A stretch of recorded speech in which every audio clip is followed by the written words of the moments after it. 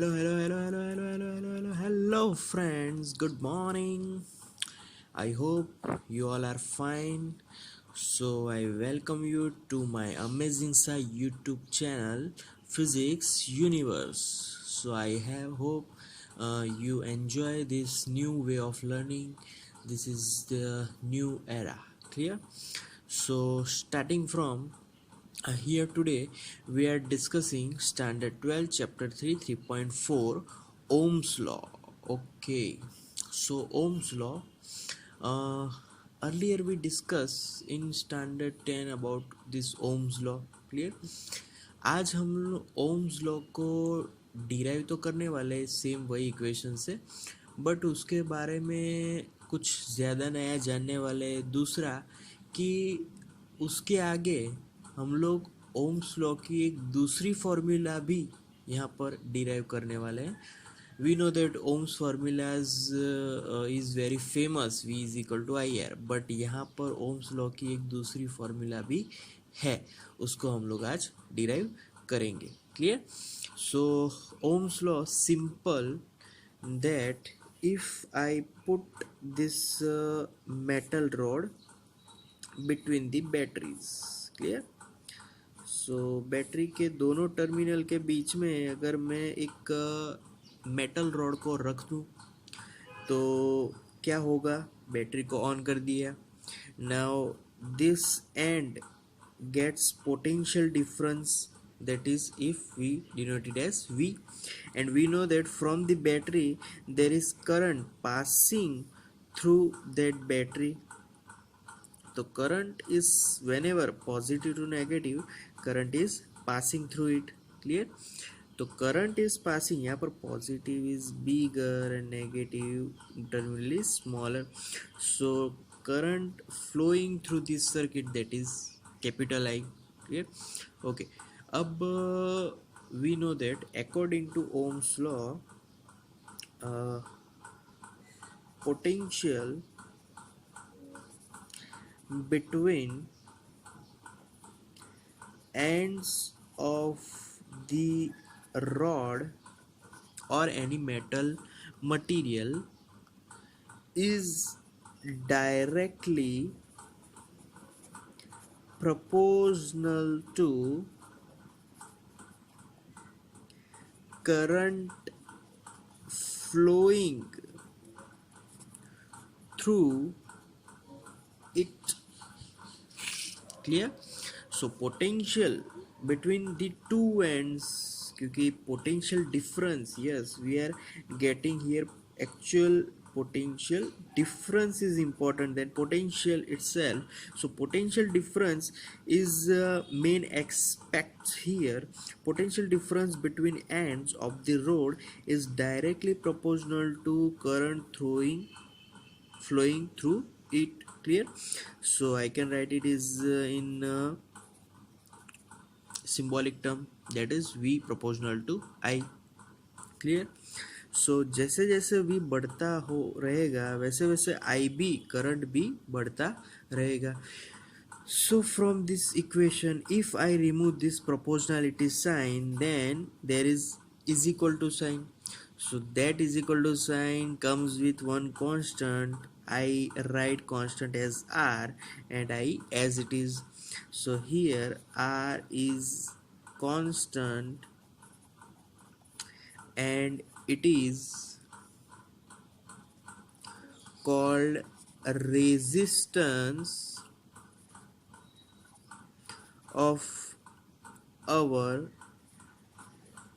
object which we are taking here. Clear? So R is a resistance. Which resistance? Electricity resistance, particular for this our example. Clear? So V is equal to IR is called Ohm's law. ये तो हम लोग जानते ही थे, आगे भी पढ़ चुके थे. Clear? Okay, now Ohm's law में अगर कुछ डायमेंशंस चेंज करेंगे तो रेजिस्टेंस में या फिर वोल्टेज या फिर पोटेंशियल में क्या डिफरेंस आएगा वो देख लेते हैं. क्लियर? तो सपोज के पहला मैं एग्जांपल लेता हूँ. सपोज कि I have L length one metal one metal strip which I have length L. Okay, so clearly from this uh, current is I, R we know it. So R subject, if I subject R then R is equal to V upon I, simple as that. Clear? अगर length L हुई तो okay. Now similarly same length की अगर मैं दो strips को साथ साथ में रख देता हूँ. क्लियर? ये भी एल लेंथ, ये भी एल लेंथ. तो अब क्या चेंजेस आएंगे वो देख लेते हैं. तो दो लेंथ है मतलब दो गुना लेंथ बढ़ गई है. क्लियर? तो दो गुना लेंथ बढ़ गई है. We know that the potential of individual, अगर उनके डायमेंशन सेम है तो इंडिविजुअल के पोटेंशियल भी सेम होंगे. क्लियर? तो यहाँ पर अगर मुझे रेजिस्टेंस लिखना है तो रेजिस्टेंस यहाँ पर एक सिंबल चेंज कर देता हूँ क्योंकि पहले हमने आर दे दिया है. तो आर सी. अब total voltage of our system upon current. Current तो सेम ही रहेगा क्योंकि उसको तो एक ही डायरेक्शन मिल रही है. क्लियर? तो लेंथ को दो लेंथ से हमने जोड़ दिया है तो टोटल लेंथ से वो टोटल पोटेंशियल तक पहुंच गया और we get now new resistance is 2V upon I. तो ऐसा क्यों हुआ? क्योंकि लेंथ को बढ़ाने से हमने एक्चुअली दो ऑब्जेक्ट रखे हैं इसलिए लेंथ बढ़ गई है. अब लेंथ बढ़ गई है तो दोनों का पोटेंशियल भी मिलेगा. तो दोनों का पोटेंशियल ऐड हो गया हमारे इक्वेशन में और करंट वही रह गया. Clear? Okay. Now we are moving on to third example, and that is if again I am taking that L length strip, and now if I cutted into two parts. यहाँ से मैंने cut कर दिया. इसको लेते हैं, इसको बोलते हैं लेंथ वाइज कट करना. तो अब मेरा जो एरिया है वो तो डिवाइड हो गया हाफ हाफ में. तो A/2 एरिया कट हो गया. क्लियर? तो यहाँ पर रेजिस्टेंस क्या होगा? तो यहाँ पर रेजिस्टेंस, अब वोल्टेज तो डिवाइड नहीं होगा क्योंकि वोल्टेज तो सेम रहेगा क्योंकि एक ही लेंथ वाला ये एक ऑब्जेक्ट है. तो voltage is same as it is. But now if here current is flowing, then current divide into two parts. One is I/2 here and another is I/2 is flowing through here. Clear? So अगर मुझे सिर्फ एक object से resistance find करना है, सिर्फ ऊपर वाले पोर्शन से रेजिस्टेंस फाइंड करना है, तो I have to put current half. So now this simplifies 2V upon I. So again we get resistance 2V upon I. तो अगर एरिया को डिवाइड करोगे तो भी रेजिस्टेंस डबल हो जाएगा. लेंथ को बढ़ाओगे डबल करोगे तो भी रेजिस्टेंस डबल हो जाएगा. तो this concept indicates something to us. ये क्या इंडिकेट कर रहा है? तो इसका मतलब कि हमारा जो रेजिस्टेंस है ना, resistance is depending directly proportional to L. क्योंकि एल बढ़ा तो रेजिस्टेंस भी बढ़ गया, वो भी डबल हो गया ना. एल डबल हो गया तो रेजिस्टेंस भी डबल हो गया. तो that means R proportional to L. तो यहाँ पर क्या हुआ कि जो एरिया है वो घट गया था. एरिया घट गया तो अगर एरिया हाफ हो गया तो रेजिस्टेंस डबल हो गया. इसका मतलब कि resistance is inversely proportional to area. Clear? तो यहाँ पर लेंथ पे डिपेंड डायरेक्टली प्रोपोर्शनल, एरिया पे डिपेंड इन्वर्सली प्रोपोर्शनल के तरीके से करेगा. ओके. नाउ इन दोनों इक्वेशन को जोड़ दो. दोनों इक्वेशन को जोड़ेंगे तो क्या बनेगा? R proportional to L upon A. Clear? अब यहाँ पर जो प्रोपोर्शनलिटी साइन है उसको हटाओ, इज इक्वल टू लाओ. तो if I put is equal to sign there, then there will be one constant. So that constant we call it as rho L upon A. So I have to write here that rho. What is rho? It is called resistivity of material. जो भी material लेंगे उसकी resistivity होगी. अलग अलग material की resistivity अलग अलग होगी, उसकी फिक्स्ड वैल्यू रहती है. क्लियर. सो ये हो गया रेजिस्टिविटी. अब बात करते हैं रेजिस्टिविटी के यूनिट की. रेजिस्टिविटी यूनिट, सो उसके यूनिट की बात करने से पहले मैं उसको सब्जेक्ट बना देता हूँ. So rho is equal to R A upon L. Clear. So unit of rho is equal to, अब R unit is resistance, so that is ohm. Now A area is metre square. अच्छा, यहाँ पर always we take area surface area बोल सकते हैं. Clear. कई कई बार upon L is length of the material, so it is taken as meter. So our unit is ohm into meter. So resistivity unit is always ohm into meter. Clear. Okay. Now this is all about now resistivity. Now we are moving on to again Ohm's formula, and that is V is equal to IR. We know it. Clear.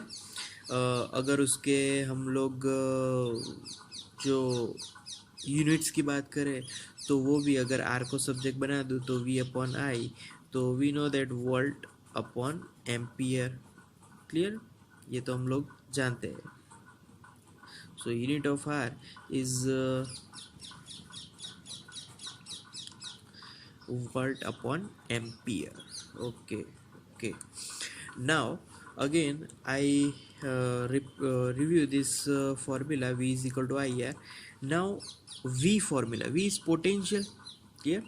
So potential की एक formula थी, that is V is equal to E into L electric field into length. Clear. So put this formula here in V formula. So by putting this formula, now our formula becomes EL is equal to IR. Okay. Now EL is equal to IR. That means यहाँ पर right hand portion में जो R है ना, उसकी value मैं रखने वाला हूँ. यहाँ से निकाल कर और फिर यहाँ पर रख दो. So EL is equal to I, R की जगह rho L by A. Clear. So L will be cancelled out, so we are only remaining with formula E is equal to rho I upon A. Okay. Now from this formula again one important physical quantity is there.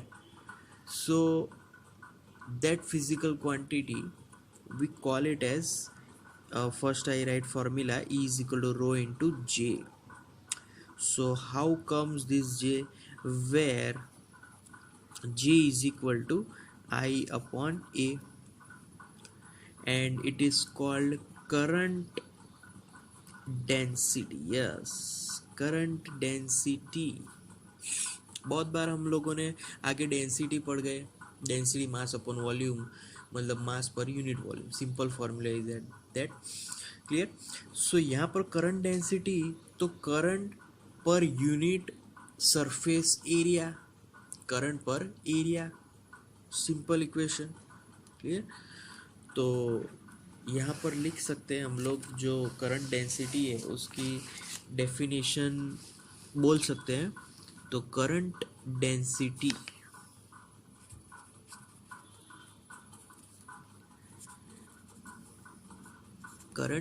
Density is equal to current per unit area, simple as that. Clear.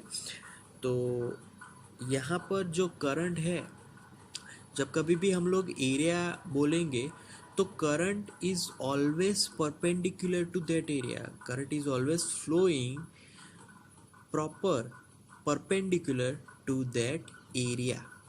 Clear. तो that is the current density.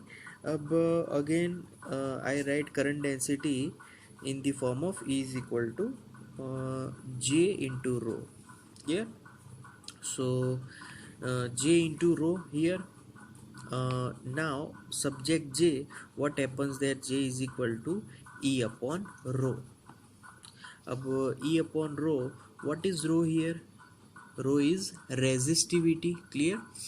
So this is the reciprocal of resistivity, means 1 upon rho is equal to sigma, and resistivity reciprocal we call it as conductivity. उसको conductivity बोल दो. Clear? तो यहाँ पर रख दो formula. तो J is equal to now E into sigma. Clear? So sigma is our conductivity of material, E is electric field, and J, that is our current electricity. Now these all are in vector form. We can write current electricity is also in vector form. Yes, it have some specific direction.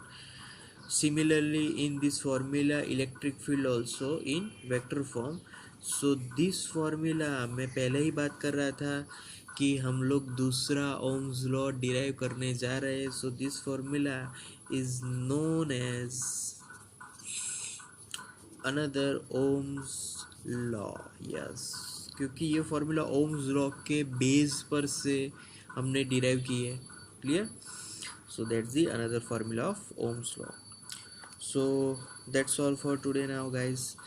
Thank you for listening till the end. Thank you so much, students.